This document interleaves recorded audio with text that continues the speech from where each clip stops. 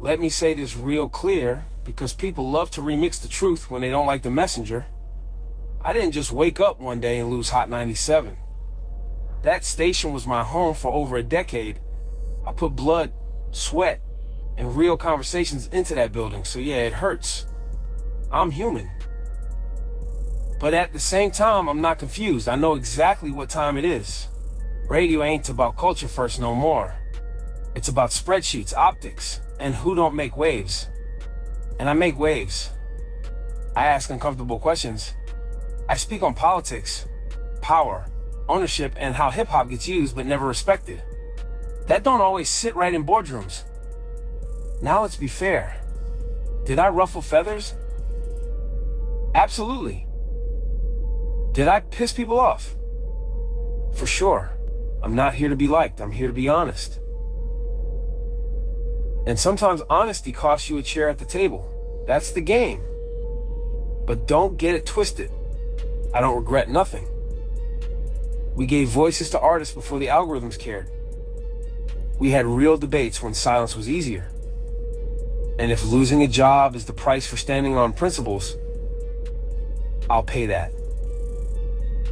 This ain't the end. This is just the industry reminding you that when you don't bend, they try to move you. And that's cool. I'll build somewhere else. And let's talk about Hot 97, because I'm not gonna act like that place didn't shape me. And I didn't shape it. That station built legends, broke records, and for a long time it was the pulse of New York hip hop. But somewhere along the way, the pulse got replaced with a metronome. Everything had to be safe, predictable, sponsor friendly. You can't claim culture when every real conversation feels like a liability. You can't say you represent the streets, but flinch when the streets start talking about power, politics, and ownership. Hip hop was never meant to be comfortable. It was meant to challenge. Now, do I take accountability? Yeah, I spoke my mind. I didn't read from the script they wanted. I didn't water things down to protect feelings or stock prices. And maybe that don't work in a system built on control. But it worked for the people listening. What hurts isn't losing a mic. It's watching a platform that once stood for something slowly trade its backbone for longevity. That's not just Hot 97, that's the industry. So no, I'm not bitter. I'm clear. Clear that radio has to decide if it wants to be culture-driven or corporation-led. And I already know which side I'm on. The mic don't make the message. The message makes the mic. And for the people saying, why you ain't just play the game? Let me tell you something.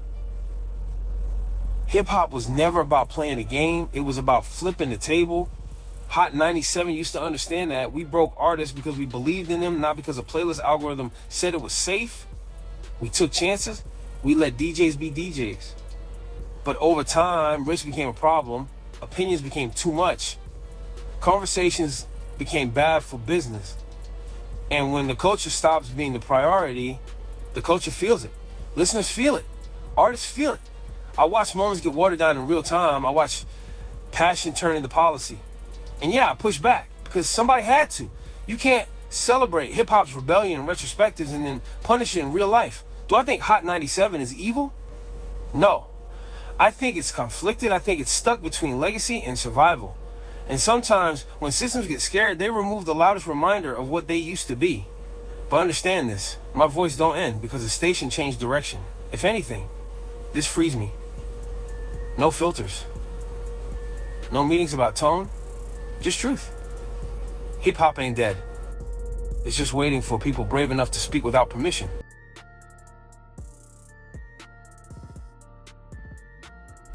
And let me be real about something else people don't like to talk about.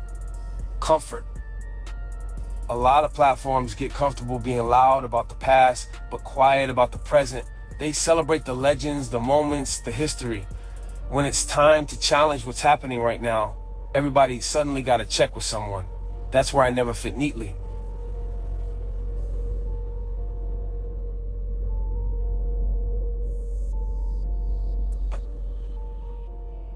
Because I'm not built to nod my head while the culture gets packaged and resolved without its soul. You can't keep saying this is New York while stripping away the rawness that made New York matter in the first place. Hot 97 didn't lose relevance because of age or sound. It risks losing relevance when it forgets why people trusted it. Trust is built when listeners know you'll say the thing even when it's uncomfortable. When they know you won't dodge real conversations to protect relationships. And listen, I'm not here to tear nothing down. I want hip-hop media to win. I want radio to evolve. But evolution don't mean silence. It means courage. So wherever I land next, just know this. The mission stays the same. Speak truth. Protect the culture. Question power. And remind people that hip-hop was never meant to ask for permission to exist. If that makes me inconvenient, I'm cool with that. I've been inconvenient my whole career. Now, since people keep bringing up Charlamagne, let's be grown about it. Charlamagne is smart. He's strategic. He understood early that radio alone wasn't enough, so he built outside the building. Podcasts, books, TV, ownership conversations, that wasn't by accident. I respect that. Where we differ is approach. Charlamagne mastered playing inside the system while expanding beyond it. I was more comfortable pushing against the system from inside the room. Both paths got results, but they come with different consequences. Charlamagne learned how to turn controversy into leverage. He knew when to pull back, when to go viral, when to clean it up and keep moving. I was never really interested in being polished for approval. I wanted the conversation to feel like real life. Messy, uncomfortable, necessary. And let's be clear, competition between platforms isn't beef. That's hip-hop, Breakfast Club, Hot 97. That rivalry pushed everyone to be sharper. The problem comes when corporations treat voices like chess pieces instead of culture carriers. So nah, this ain't about comparing careers. Charlamagne played his hand his way and won. I played mine standing on principles I could sleep with. Both matter. The real issue isn't Ebro vs. Charlamagne. It's whether hip-hop media still has room for truth that isn't packaged, rehearsed, or approved by 10 people in a meeting. At the end of the day, I salute anyone who built something that lasts.